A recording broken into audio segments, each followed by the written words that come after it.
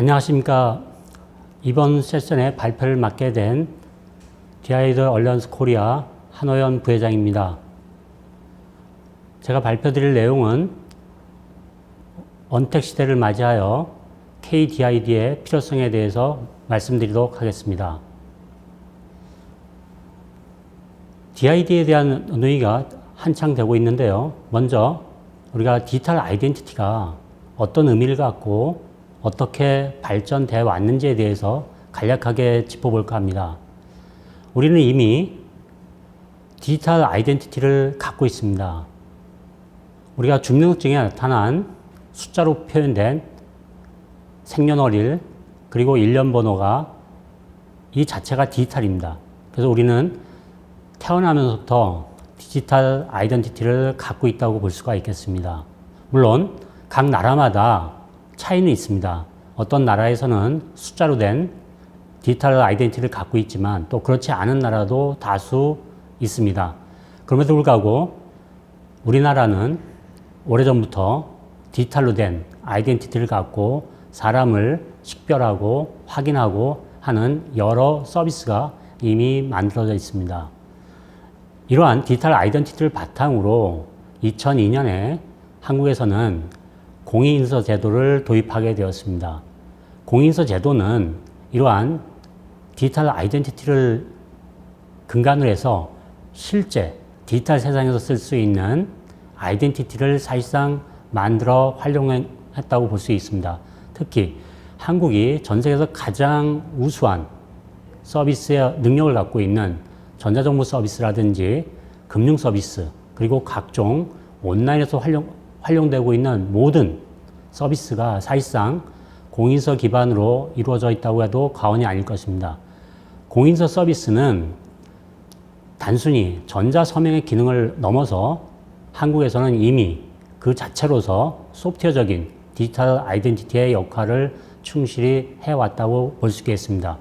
이러한 실체적인 디지털 아이덴티티의 근간과 온라인상에서 사용되는 공인서 기능들을 활용하여 좀 더 다양하고 소비자의, 특히 이용자의 권익을 보호할 수 있는 DID 개념이 전 세계에서 가장 먼저 활용하는 단계에 이르렀다고 볼 수 있겠습니다.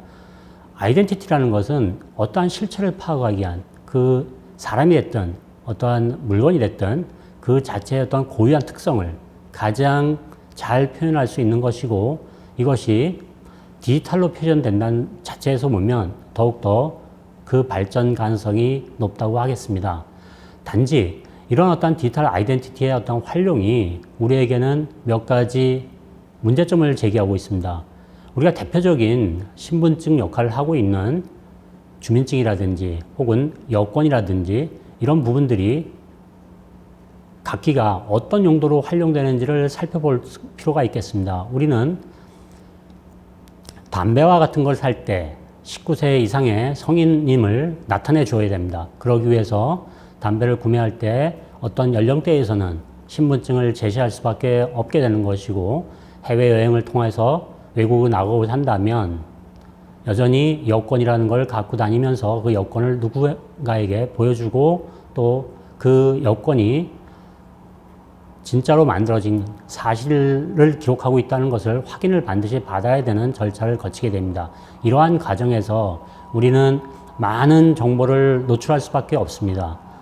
내가 스스로 19세 이상임을 입증하면 됨에도 불구하고 주민등록증 같은 데 나타나 있는 사진이라든지 생년월일이라든지 특히 주소라든지 그 밖에 많은 개인정보가 어딘가에 누군가에게 알려질 수밖에 없는 상황으로 가고 있습니다.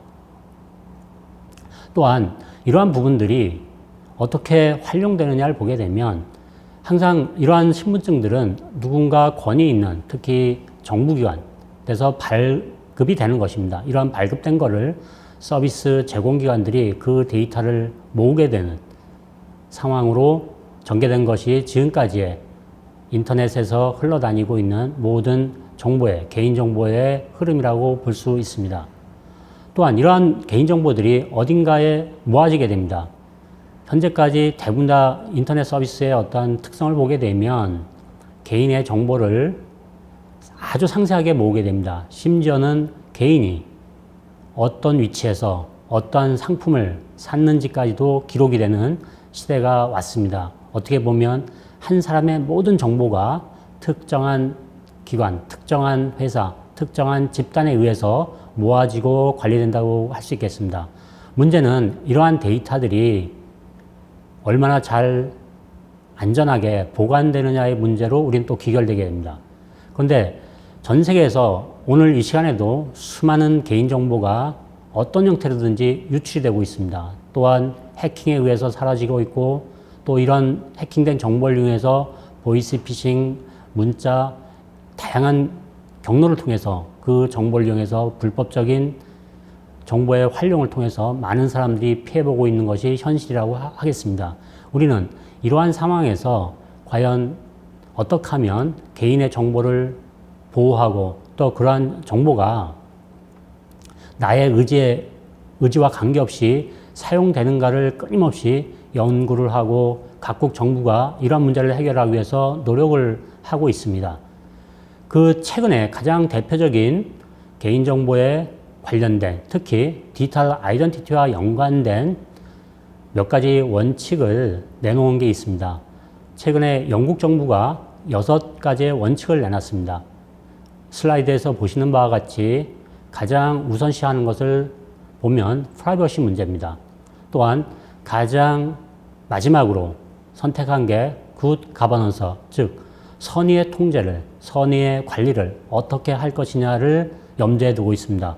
우리는 이러한 6가지의 원칙이 어느 날 갑자기 등장한 것이라고 볼 수는 없습니다. 이러한 원칙은 우리가 끊임없이 디지털 아이덴티티와 연관된 개인정보를 관리하기 위해서 늘 염두에 두었던 것입니다. 그럼에도 불구하고 많은 정보가 나의 의지에는 관계없이 항상 그 정보를 이용하고 그 정보를 갖고 이득을 취하는 어떠한 집단의 부주의한 상황, 또한 불법적으로 그 정보를 이용하고자 하는 집단에 의해서 활용됐던 것이 사실입니다.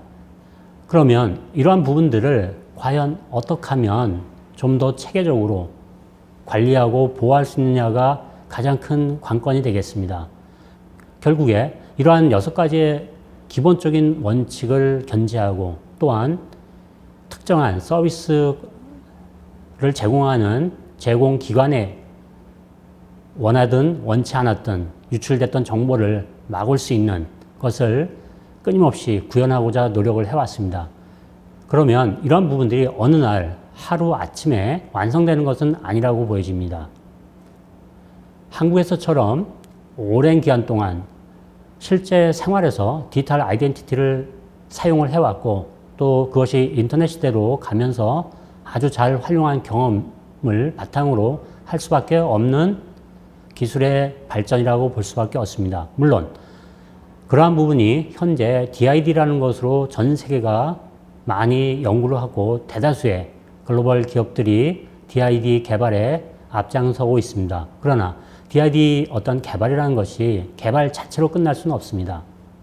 그러한 부분이 실제 생활에 무리 없이 침투돼야 되고 우리가 코비드-19과 같은 그러한 질병의 영향으로 인하여 서로가 마주보고 이야기할 수 있는 환경이 급속도로 줄어들고 있습니다.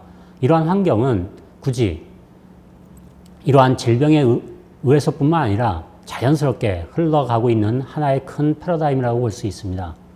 이러한 상황에서 커다란 개인정보와 관련된 디지털 아이덴티티와 관련된 부분을 어떻게 하면 안전하게 관리할 것이냐, 그리고 하루도 끊임없이 이루어지고 있는 개인정보의 유출 문제를 동시에 해결하는 방안으로 우리나라에서 가장 먼저 선도적으로 나가고 있는 것이 DID, 특히 KDID라고 볼 수 있겠습니다. KDID는 현재 우리나라에서 가장 빠르게 발전되고 있는 분야 중에 하나라고 할 수 있겠습니다. 이러한 분야는 지금 우리나라 각 정부에서 여러 다양한 활동을 펴고 있습니다. 행정안전부를 비롯하여 과학기술정보통신부에서 DID 보급과 확산을 위한 노력을 하고 있습니다. 모바일 공무원증이라든지 모바일 운전면허증이라든지 실제 우리가 가장 많이 사용하는 공공 분야에서부터 DID를 활용한 정책 그리고 보급에 정부와 기업들이 협력하여 앞장서고 있습니다. 또 이러한 부분을 보다 활성화시키기 위해서 다양한 DID 얼라이언스들이 만들어지고 있습니다. 이니셜, 옴니, 마이아이디, 마이킨 등과 같은 DID를 활성화시키고자 하는 다양한 그룹들이 여러 분야에서 활동을 하고 있습니다. 이러한 부분들은 언택트 시대에 가장 빠르게 디지털 시대를 선도할 수 있는 기반이 될 걸로 믿어지고 있습니다. 우리가 오랜 기간 동안 과거 수천 년 이전부터 인간이 물건을 교환하면서부터 가장 필수적으로 등장하는 것이 두 가지가 있습니다. 그 하나는 화폐고 또 하나가 아이디에 대한 확인입니다. 우리는 이 두 가지를 어떻게 효과적으로 관리하고 통제하느냐가 새로운 시대를 맞이해서 보다 많은 전 세계의 시민들에게 보다 나은 서비스, 보다 나은 부를 가져다 줄 수 있을 걸로 믿고 있습니다. 이런 활동은 한국이 가장 먼저 앞서서 나가고 있다고 볼 수 있습니다. 보시는 바와 같이 우리의 활동이 세계 곳곳에 알려지고 있습니다. 그러면 KDID의 무브먼트에 대해서 간략하게 설명드리겠습니다. DID는 가장 우선시되는 것이 그 사람이 누구인가를 확인하는 아이덴티피케이션 문제로 기결되고 있습니다. 또한 아이덴티피케이션이 이루어진 이후에 그 사람이 어떠한 활동을 할 수 있는지에 대한 오소라이제이션에 대한 것으로 가게 됩니다. 많은 분들이 알고 계시다시피 DID는 어떠한 특정한 신뢰할 수 있는 플랫폼을 기반으로 DID를 발급하는 이슈어 그리고 이것을 갖고 있는 이용자 그리고 서비스 프로바이더가 이것을 어떻게 확인할 것이냐 하는 문제로 가게 됩니다. 그래서 한국의 현재 흐름을 보게 된다면 이러한 플랫폼을 기반을 제공하려고 하는 4개의 또한 앞으로 계속 등장할 DID 얼라이언스들이 활동을 하고 있습니다. 이러한 DID 얼라이언스들은 마찬가지로 전 세계에서 논의되고 있는 표준을 따라가고 있고 국내 다양한 표준 활동을 통해서 끊임없이 선순환의 작업을 이루어지고 있습니다. 그렇다 하더라도 이러한 DID가 보다 확장성을 갖고 전 세계로 보급되기 위해서는 앞에서 언급한 6가지 원칙 이외에 과연 세계에서 동일하게 쓸 수 있는 글로벌 이퀄리티라는 또 다른 원칙이 선행되어야 될 걸로 보여지고 있습니다. 이러한 원칙을 세우고 가장 확실한 신뢰의 프레임워크를 만들기 위해서 가디라는 것이 제안이 되었습니다. 가디는 앞에서 설명한 아이덴티피케이션, 오소라이제이션에 대한 오센티케이션 같은 부분을 가장 신뢰할 수 있게 제공해주는 프레임워크라고 볼 수 있습니다. 이러한 프레임워크를 통해서 전 세계, 한국을 포함한 전 세계 시민들이 하나의 DID로 하나의 세계를 통일시킬 수 있게 됩니다. 전 세계 어디서든지 어떤 시간이 됐든 간에 어떤 시점에서든지 내 데이터를 내가 스스로 관리할 수 있는 DID의 세상을 만들 수 있을 걸로 보여집니다. 우리가 DID라는 것이 어느 날 갑자기 등장한 기술은 아닙니다. 다만 이러한 기술들이 어떻게 현실에 활용될 것이냐 하는 문제는 또 다른 숙제 중에 하나가 될 것입니다.